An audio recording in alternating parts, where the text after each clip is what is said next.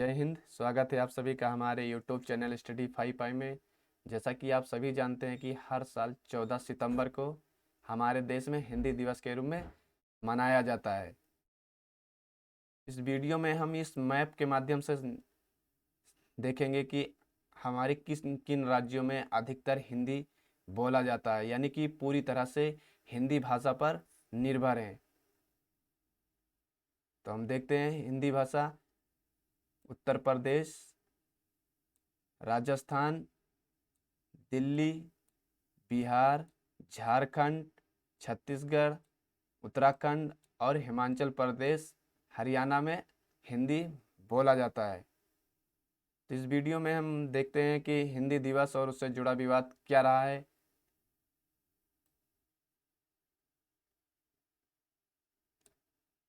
हिंदी दिवस और हिंदी की स्थिति पर बहस का इतिहास।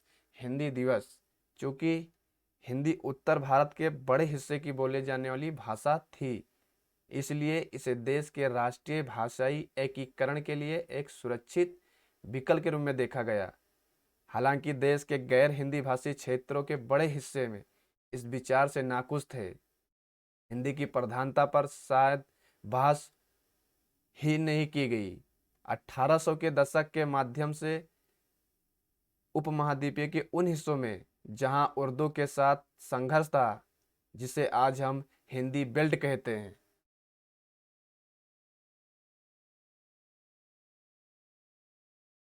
हिंदी दिवस का वार्षिक उत्सव 14 सितंबर 1949 को मनाया जाता है, जिस दिन भारत की संविधान सभा ने हिंदी को केंद्र सरकार की आधिकारिक भाषा बनाने का निर्णय लिया था, जबकि अंग्रेजी को 15 वर्षों के लिए सहयोगी भाषा का दर्जा देना था।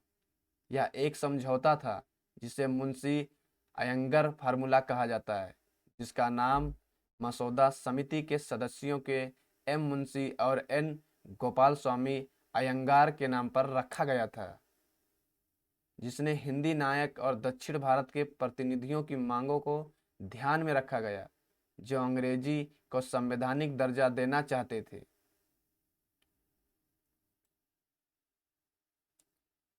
इतिहासकार सुमित सरकार ने अपनी प्रसिद्ध पुस्तक मॉडर्न इंडिया 188 1947 1989 में उल्लेख किया कि कैसे उर्दू उत्तर भारत के एक बड़े हिस्से पर हिंदुओं के लिए, मुसलमानों के लिए काफ़ी हद तक विनम्र संपत्ति की भाषा थी।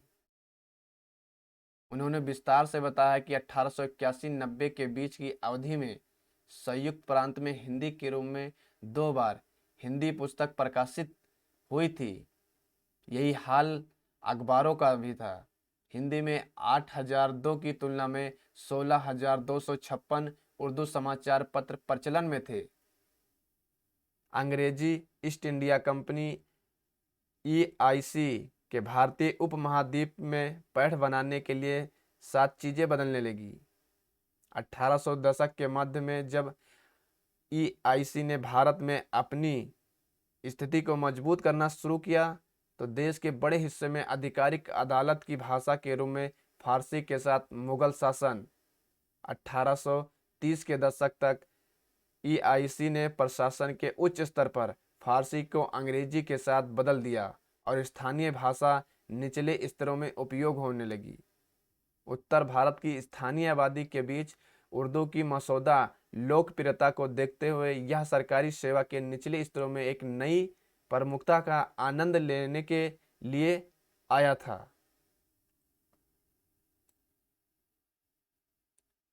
19वीं शताब्दी के मध्य में उत्तर भारत में सामाजिक राजनीतिक परिवर्तन के साथ साथ सरकारी शिक्षा प्रणाली की तेजी से विस्तार हुआ, जिसमें 2 स्थानीय भाषाओं हिंदी और उर्दू का विभाजन हुआ, जबकि दोनों भाषाएं किसी विशेष समुदाय के लिए विशिष्ट नहीं थी।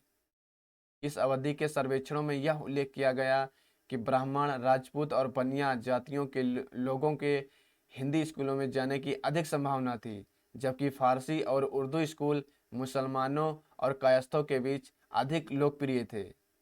नतीजन बाद के समुदाय को सरकारी सेवाओं में नियोजित करना आसान हो गया। शासन में जगह बनाने की इच्छा ने हिंदी की नई हिंदी के कई सार्थकों को इसकी खूबियों को बताने के लिए प्रेरित किया गया, जिसमें यह तथ्य भी शामिल था कि यह उपमहाद्वीपीय के मूल निवासियों की भाषा थी और यहाँ की मुगल शासन के दौरान इसे वश में कर लिया गया था। हिंदी साहित्य के जनक के रूप में जाने वाले भारतेंदु हरिश्चंद्र और अखिल भारतीय हिंदू परिषद की स्थापना करने वाले पंडित मदन मोहन मालवीय जैसे लोग हिंदी को लोकप्रिय बनाने के लिए आंदोलन के प्रमुख व्यक्ति थे।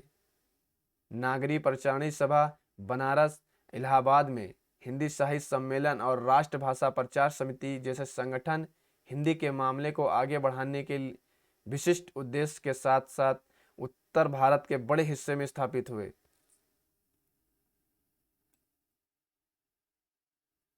अंततः 1900 में उत्तर पश्चिम प्रांतों और अवध की सरकार ने देवनागरी और उर्दू लिपि को समान दर्जा दिया।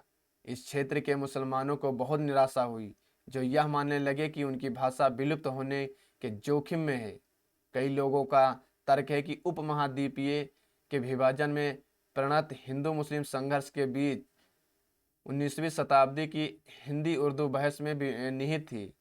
जब पाकिस्तान ने उर्दू को अपनी आधिकारिक भाषा के रूप में चुना और भारत ने हिंदी को चुना, तो भाषाई द्वंद्ववाद ने और अधिक मुद्रा प्राप्त की। 1947 के बाद हिंदी पर बहस, हिंदी को स्वतंत्र भाषा की राजभाषा बनाने का विकल्प, विविध भाषाओं, लिपियों और बोलियों वाले देश में एकता लाने की आवश्यकता पर आधारित था। चूंकि हिंदी उत्तर भारत के सबसे बड़े हिस्से की बोली जाने वाली भाषा थी, इसलिए देश के राष्ट्रीय भाषा एकीकरण के लिए एक सुरक्षित विकल्प के रूप में देखा गया। हालांकि देश के गैर हिंदी भाषी क्षेत्रों के बड़े हिस्से पर विचार से नाखुश थे। 12 और 14 सितंबर 1949 के बीच भारत की संविधान सभा ने भारत की भाषा की स्थिति पर बहस की। जिन मुद्दों पर चर्चा की गई उसमें आधिकारिक भाषा के बजाय राष्ट्रीय भाषा शब्द का इस्तेमाल शामिल था। हिंदी बनाम भाषाएं जैसे बंगाली, तेलुगु, संस्कृत या हिंदुस्तानी देवनागरी लिपि बनाम रोमन लिपि, उच्च न्यायपालिका और संसद में इस्तेमाल की जाने वाली भाषा अंतर्राष्ट्रीय अंक बनाम देवनागरी लिपि में अंका गया। मध्य प्रांत और बरार का प्रतिनिधित्व करने वाले हिंदी लेखक सेठ गोविंद दास ने एक भाषा एक लिपि के तर्क दिया और सुझाव दिया कि हिंदी को जल्द से जल्द अंग्रेजी की जगह लेनी चाहिए। दूसरी ओर पश्चिम बंगाल का प्रतिनिधित्व करने वाले नजरुद्दीन अहमद ने तर्क दिया कि अंग्रेजी को उन सभी उद्देश्यों के लिए आधिकारिक भाषा के रूप में जारी रखना चाहिए जिसके लिए इसका उपयोग किया जा रहा था, जब तक एक अखिल भारतीय भाषा विकसित नहीं हो जाती जो विचारों को व्यक्त करने में सक्षम होगी और विभिन्न विषयों पर विचार, वैज्ञानिक, गणितीय, साहित्यिक, ऐतिहासिक, दार्शनिक, राजनीतिक जैसे पहलुओं पर। विधानसभा में कोयम्बटूर का प्रतिनिधित्व करने वाले टी.एम. रामलिंगम चेटियार ने कहा कि भाषा का मुद्दा शायद दक्षिण के लिए जीवन और मृत्यु का अर्थ है।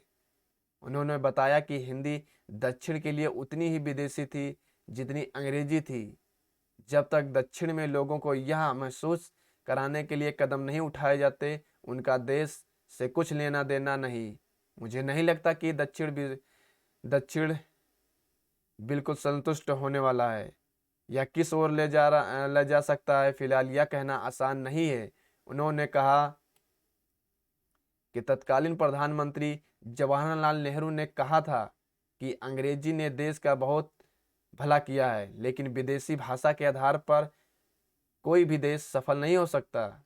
उन्होंने हिंदुस्तानी के लिए गांधी के समर्थन को याद किया, जिसके बारे में उनका मानना था कि भारत की मिश्रित संस्कृति का प्रतिनिधित्व करता है। हालांकि उन्होंने भारत के बड़े हिस्से की इच्छाओं के विरोध में हिंदी को थोपने के खिलाफ भी आगाह किया। यह नेहरू ने कहा न केवल एक गलत दृष्टिकोण था बल्कि एक खतरनाक दृष्टिकोण। आप किसी भी भाषा को उन लोगों या समूह को मजबूर नहीं कर सकते जो इसका विरोध करते हैं। अंत में एक समझौता किया गया जिसमें हिंदी के साथ साथ अंग्रेजी को 15 वर्षों की अवधि के लिए भारत की आधिकारिक भाषा बना दिया गया। अवधि के पूरा होने पर हिंदी अंग्रेजी की जगह आधिकारिक उद्देश्यों के लिए इस्तेमाल की जाने वाली एकमात्र भाषा के रूप में होगी। इसके अलावा संविधान के अनुच्छेद 351 ने हिंदी भाषा के प्रचार और विकास के लिए इस तरह से कहा कि यह सभी मामलों में अभिव्यक्ति के साधन के रूप में काम कर सके। विरोध से लेकर हिंदी दिवस तक जब 15 साल की अवधि समाप्त हुई तो गैर हिंदी भाषी भारत के बड़े हिस्से में, विशेष रूप से तमिलनाडु में हिंदी थोपे जाने के डर से विरोध प्रदर्शन शुरू हो गए। जनवरी 1965 में मदुरै में दंगे भड़क उठे और जल्द ही मद्रास में फैल गए। विरोध के परिणाम स्वरूप केंद्र ने राजभाषा अधिनियम पारित किया, जिसमें कहा गया कि हिंदी के साथ साथ अंग्रेजी को आधिकारिक भाषा के रूप में बरकरार रखा जाएगा। इसके बाद के वर्षों में सरकार ने हिंदी को भारत की एकीकृत भाषा के रूप में प्रचारित करने के लिए कई प्रयास किए, जिसमें हिंदी दिवस का उत्सव भी उसमें से एक है। संख्या में हिंदी की पहुंच 2011 की भाषाई जनगणना में 121 मृत भाषाएं हैं, जिनमें संविधान की 8वीं अनुसूची में सूचीबद्ध 22 भाषाएं शामिल हैं।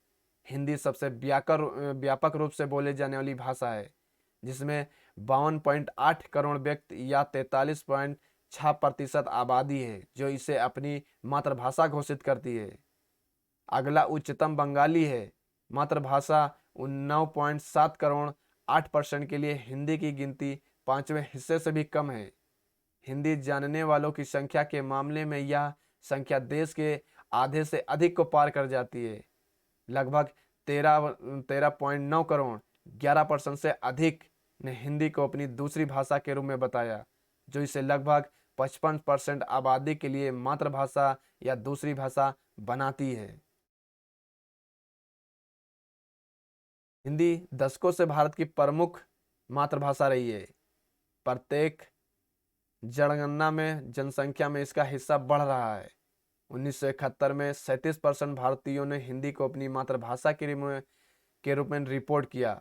एक हिस्सा जो अगले 4 जनगणनाओं में बढ़कर 38.7%, 39.2%, 41% और 43.6% हो गया। 1971 और 2011 के बीच अपनी मातृभाषा को हिंदी घोषित करने वाले व्यक्तियों की संख्या 20.2 करोड़ हो गई, 2.6 गुना बढ़कर यह 52.8 करोड़ हो गई। पंजाबी, मैथिली, बंगाली, गुजराती और कन्नड़ के लिए संख्या दोगुनी से अधिक और मराठी के लिए लगभग दोगुनी हो गई।